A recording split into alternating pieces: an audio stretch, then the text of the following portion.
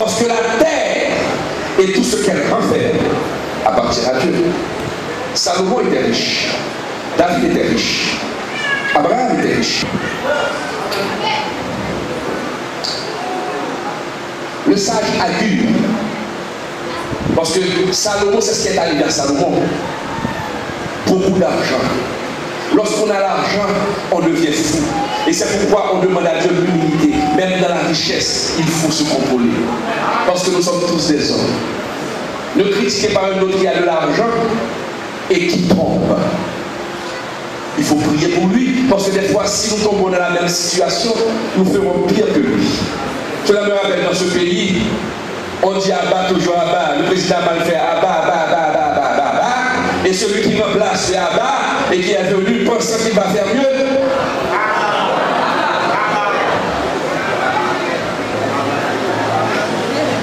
Agur a assisté parce que Agur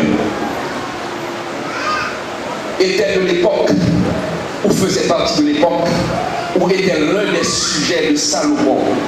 Durant le règne de Salomon, il a vu comment Salomon a été humilié par sa cupidité. Il est allé construire des temples pour des faux dieux. Le cœur de Salomon s'est détourné de Dieu. Trop de richesses, trop de femmes. Et c'est pourquoi Agur il a dit, et il a fait cette prière. Et cela devrait être la prière de tout chrétien authentique. Ne cherchez pas la richesse, mais cherchez Dieu. Agur a dit dans le Proverbe 30, verset 8, 9, Seigneur, ne me donne ni pauvreté, ni richesse. Accorde-moi le pain qui m'est nécessaire. Éloigne-moi la fausseté et la parole mensongère. De peur que dans l'abondance, je ne te renie et je dis qui est. Et dans la pauvreté, que je ne dérobe et m'attaque au nom de mon Dieu.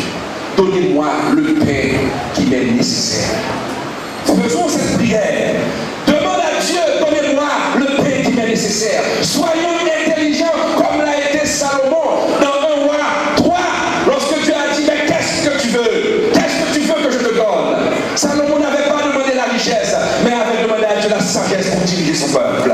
Et cela a plu au cœur de Dieu. Et Dieu lui a donné la richesse. Cherchez d'abord le royaume de Dieu. Vous êtes citoyens du royaume. Respectez les lois de votre royaume et vous verrez la grandeur de Dieu.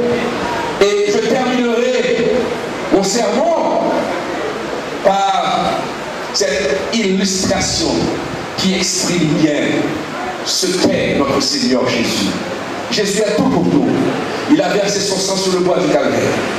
Et il est mort pour nos péchés. Une femme très riche, extrêmement riche, avait décidé de voler du se noces, de se marier.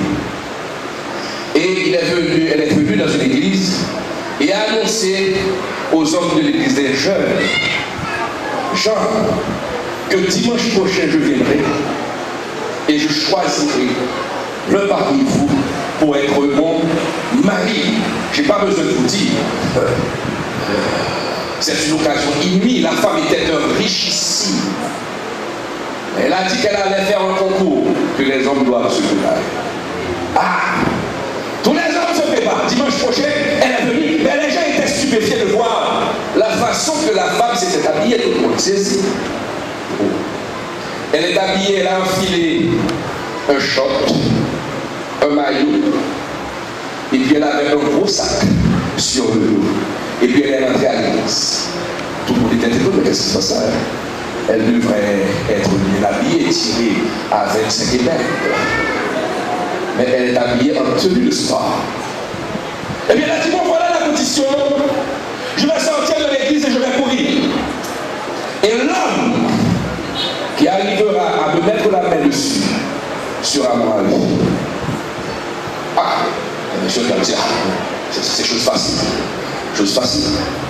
ceux qui retirent leur veste, et la dame est sortie. Et la dame commence à courir. Et je n'ai pas besoin de vous dire, les hommes commencent à courir. Aïe, aïe, courir, courir. Il y a un des hommes qui s'apprêtait à mettre la main sur la femme. Et la femme a mis sa main, a pris quelque chose dans le sac et est sortie avec $1 milliard américains. Elle l'a envoyé à l'air. Et le type a laissé la dame. Elle est allée chercher l'argent. Et la dame a continué à courir. L'autre, arrivé au niveau de la dame, elle met la main dessus. La dame a sorti une clé d'une Ferrari. L'a envoyé à l'air. Le type est allé derrière la clé du Ferrari. Tous les hommes sont allés derrière quelque chose. Mais il y a un dernier. Un intelligent. La dame a couru. La dame a envoyé de l'argent. Elle est restée derrière la dame. La dame a envoyé tout le contenu du sac. Mais il est resté. Et en fait, quand la femme était épuisée, et le type a mis la main dessus.